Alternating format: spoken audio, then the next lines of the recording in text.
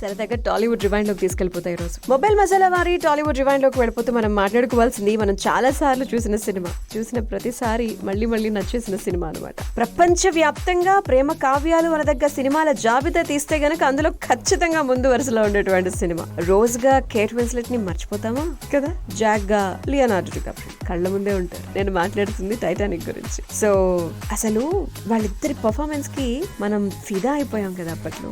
ఆ పాత్రలో, ఆ క్యారెక్టర్ లో ఇంకెవరు ఊహించుకోవడానికి కూడా దరిదాపులోకి రారు. కానీ తన ప్రవర్తన కారణంగా అంతటి క్లాసిక్ క్యారెక్టర్ ని కోల్పోయేటువంటి పరిస్థితిని ఒకానొక సందర్భంలో డికాప్రియో తెచ్చుకున్నారు. ఆ విషయాన్ని జేమ్స్ కామెరన్ గారే ఒకసారి ఇచ్చినటువంటి ఇంటర్వ్యూలో చెప్పడం జరిగింది, ఒక పేపర్ కి ఇచ్చిన ఇంటర్వ్యూలో. సో జాక్ పాత్ర స్క్రీన్ టెస్ట్ ఓ సన్నివేశం, దానికోసం అని చెప్పేసి లియోనార్డో గారిని డైరెక్టర్ గారు పిలిచి చెప్పిన టైం కి కాకుండా కొన్ని రోజుల తర్వాత వచ్చారు డికాప్రియో. అయినా కూడా ఓపిక పట్టారు కామెరన్. సో కామెరన్ గారు ఆయన వచ్చిన వెంటనే చేతిలో స్క్రిప్ట్, సీన్ పేపర్లు పెట్టి చదువు అన్నారు. అప్పటికే కొన్ని సినిమాల్లో నటించారు ఆయన. ఇదేంటి కొత్తగా నన్ను మళ్ళీ పరీక్షిస్తున్నారు, నచ్చక చదవమంటున్నారా ఏంటి అని చెప్పి కామెరన్ గారికి నో అనగానే కోపం వచ్చేసింది. అవును, మీకు నచ్చట్లేదా ఏంటి, నన్నేంటి మీరు ఇలా పరీక్షిస్తున్నారు, నేను చదవను అన్నారంట ఆయన. డైరెక్టర్ గారికి కోపం వచ్చేసింది. ప్రతిదీ పక్కాగా పాటిస్తారు, ఆయన ఇక్కడికి వచ్చినందుకు కృతజ్ఞతలు, బయటికి వెళ్ళిపోవచ్చు అని చెప్పేసి దారి చూపించేశారట. అంత స్ట్రిక్ట్ గా ఉంటారు ఆయన. హీరో గారు కూడా అంతే విసుగ్గా వెళ్ళడానికి 4 అడుగులు ముందుకు వేసేసి ఒక్క నిమిషం ఆలోచించి వెనక్కి వచ్చారట. అంటే నేను ఇది చదవకపోతే నాకు సినిమాలో అవకాశం ఉండదా అని అడిగారట. అలా వెళ్ళిపోదాం అనుకుని వెళ్ళిపోతున్న వ్యక్తి మళ్ళీ వెనక్కి వచ్చి ఇలా అడిగేసరికి అంతే కదా అని డైరెక్టర్ గారు అన్నారట. చేసేదేమీ లేక కామెరన్ గారు ఏ మాట అయితే చెప్పారు ఆ మాట ప్రకారం డికాప్రియో చేసేసారు. జాక్ క్యారెక్టర్ అలా పురుడు పోసు. 1997లో టైటానిక్ రిలీజ్ అయిపోయిన తర్వాత అసలు ఎంత పెద్ద సంచలనం సృష్టించిందో మన అందరికీ తెలిసింది. ఆ రాత్రి ఆయన అలా 4 అడుగులు కాకుండా ఇంకో అడుగులు వేసి బయటకు వెళ్ళిపోయి ఉంటే ఎవరొచ్చేవారో ఏమై ఉండేదో. బట్ ఆ రాత్రి అలా జరగలేదు కాబట్టి రాత్రికి రాత్రి సూపర్ స్టార్. ఆ సినిమాకి 11 ఆస్కార్ అవార్డులు కదా. ఎస్, మరి మొబైల్ మసాలా వారి టాలీవుడ్ రివైండ్ లోకి వెళ్ళిపోతూ మనం మాట్లాడుకోవాల్సింది నెక్స్ట్ ఏ సినిమా గురించి అంటే, ఈ సినిమా కూడా మనందరికీ చాలా బాగా తెలుసు. కానీ ఆ సినిమా వల్ల పెళ్లిళ్ళు ఆగిపోయాడు. మరి బాలీవుడ్ లో తెరకెక్కినటువంటి ఒక క్లాసిక్ అది దేవదాస్. షారుఖ్ ఖాన్ గారు, ఐశ్వర్య రాయ్, మాధురి దీక్షిత్ ప్రధాన పాత్రలో, సంజయ్ లీలా భన్సాలి గారు దర్శకత్వాన్ని వహించిన 2002లో రిలీజ్ అయినటువంటి సినిమా. ఆ రోజుల్లోనే 100 కోట్లకు పైగా వసూళ్లు రాబట్టి అందరినీ ఆశ్చర్యపరిచినటువంటి సినిమా. ఈ సినిమా షూటింగ్ కి సంబంధించి ఒక ఇంట్రెస్టింగ్ విషయం, సినిమాటోగ్రాఫర్ వినోద్ ప్రధాన్ గారు రీసెంట్ గా చెప్పిన విషయం అనమాట. 2001లో ఈ సినిమా షూట్ జరిగినప్పుడు కారణం వల్ల చాలా మంది పెళ్లిళ్ళు వాయిదా వేసుకున్నారని చెప్పి అప్పట్లో ప్రచారం జరిగింది. అంటే అవును అని చెప్పి ఆయన ఆ రోజుల్ని గుర్తు చేసుకోవడం జరిగింది.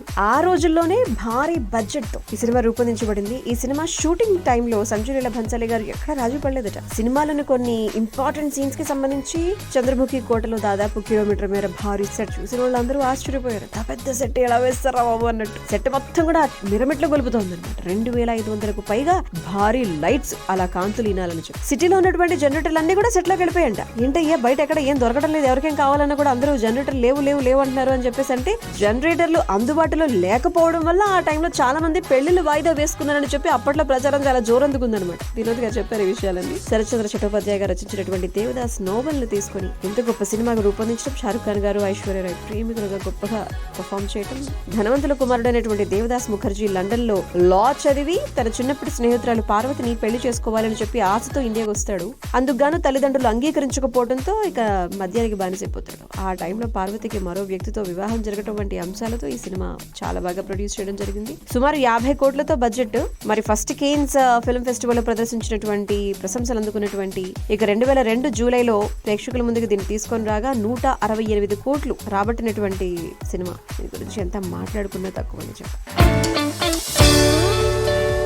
ఇక ఆఫర్లు వస్తే ఆనందపడతారా? ఎప్పుడైనా సంతకం పెట్టి ఎవరన్నా ఏదైనా సందర్భంలో ఏడడం జరిగిందా? మన హీరో గారు ఉన్నారు, ఎవరో చెప్తా. మొబైల్ మసాలా వారి టాలీవుడ్ రివైండ్ లోకి వెళ్ళిపోతే, అగ్ర కథానాయకుడు ఆమిర్ ఖాన్ గారి పుట్టినరోజు పీవీఆర్ ఐనాక్స్ సినిమాగా జాదూగర్ పేరుతో చాలా ఘనంగా నిర్వహించుకుందనమాట. ఆ సందర్భంగా మాట్లాడుతూ ఆయన చెప్పినటువంటి ఇంట్రెస్టింగ్ వారి కెరీర్ స్టార్టింగ్ లో ఏమేం జరిగాయని చెప్పి గుర్తు చేసుకుంటూ చెప్పినటువంటి విషయాలన్నమాట. సో ఇండస్ట్రీకి వచ్చినటువంటి తొలినాళ్లలో అసలు ఎలాంటి అవగాహన లేక 10 సినిమాలకు సంతకం చేసి ఇబ్బంది పడిపోయారు. ఆయన నటించినటువంటి ఒక సినిమా భారీ విజయాన్ని సాధించింది. ఆ తర్వాత 300 నుంచి 400 సినిమాల ఆఫర్లు వచ్చేసాయి. ఎలాంటి సినిమాలు ఎంచుకోవాలో ఆయనకి తెలియలేదు. అలా అని చెప్పి చాలా వాటికి ఒకేసారి సంతకం పెట్టేశారు. అప్పట్లో కొంతమంది నటులు ఒకేసారి 50 సినిమాల వరకు వర్క్ చేసేవాడు. అనిల్ కపూర్ గారు అయితే 33 సినిమాలు. అది చూసి నేను కూడా ఒకేసారి 10 సినిమాలు యాక్ట్ చేయడానికి ఒప్పేసుకున్నాను. కానీ పని చేయాలని చెప్పి కలలో కన్నటువంటి దర్శకులు ఎవరు కూడా నాకు అవకాశాలు ఇవ్వలేదు. నేను సంతకం చేసినటువంటి సినిమాల షూటింగ్ స్టార్టింగ్ అయ్యాక గానీ తప్పు చేశాను అని చెప్పి నాకు అర్థం కాకపోలేదు. రోజుకి 2-3 షిఫ్ట్లు వర్క్ చేసేవాడిని. స్ట్రెస్, ఇంటికి వెళ్ళి ఏడ్ చేసేవాడిని. ఇక ఫ్లాపుల విషయంలో ఎవరిని నిందించడానికి లేదు. నేను నటించినటువంటి ఎన్నో సినిమాలు బాక్స్ ఆఫీస్ దగ్గర ప్రేక్షక ఆదరణ సొంతం చేసుకోలేకపోయాయి. ఒకే సంవత్సరంలో 3 సినిమాలు ఫ్లాప్ అయ్యాయి. ఆ 3 సినిమాల ప్రభావం తర్వాత నటించినటువంటి 6 సినిమాలపై ఖచ్చితంగా ఉంటుందని తెలుసు. నేను ఈ విషయంలో ఎవరిని నిందించను, ఎందుకంటే ఇండస్ట్రీలో ఇలాంటివన్నీ చాలా కామన్ కదా అంటూ వారి మనసులో ఉన్నటువంటి ఎన్నో సంగతులు అందరితో పంచుకోవడం జరిగింది. ఇలా తెర వెనక తెర మీద కనిపించేటువంటి నటీనటులకు ఎన్నో సంగతులు, ఎన్నో సంఘటనలు, మరపురాని విషయాలు ఎన్నో ఉంటాయి. ఇలా వాటినన్నింటినీ కూడా మనం గుర్తు చేసుకోవటం అద్భుతంగా అనిపిస్తుంది. ఎలా ఉండాలి అనేటువంటి అనుభవాన్ని కూడా తెలియజేస్తుంది.